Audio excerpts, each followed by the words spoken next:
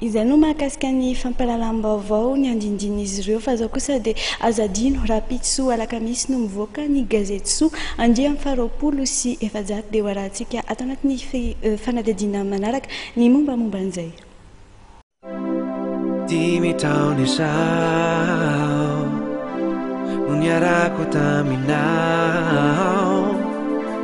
niarady fankaty fampitantana tsy ny fandao,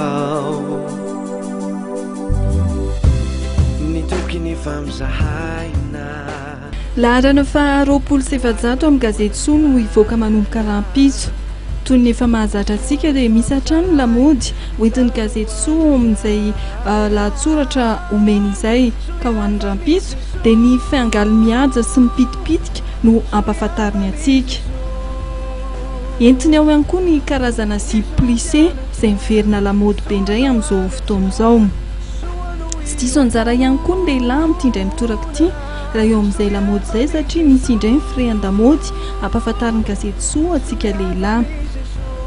Raha mbola lamaody izay hatrany ny resahana dia fantatsika ve fa ny helika ravana vovom-bolamena izany indray ny tena malaza any ivelany any. Soa tsy manampetra ary izany no tana no tariketo tsy alazo fa hito eto hatrambanany amin'ny rehetra. Mahakasika an'ireo vaovao avy any ivelany kosa indray dia mametra-panontaniana ny gazety soa hoe nahoana ny miakanjo mena i dada Benoely. Vakio ny gazety dia ho fantatrao ny valiny. Any Thaïlande kosa indray dia misy ny casque spécial ho an'ireo vehivavy. Misy ihany koa izany hoe scooter manatsaina izany.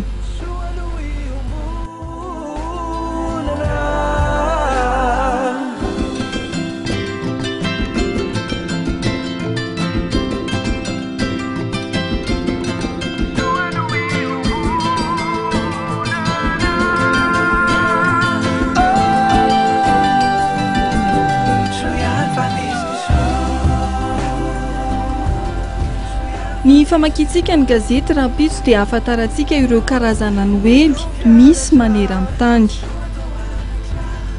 Aza donona raha ny maka ny anjara gazety soa dia ny rahampitso eny amin'ireo mpivarotra mahazatra anao.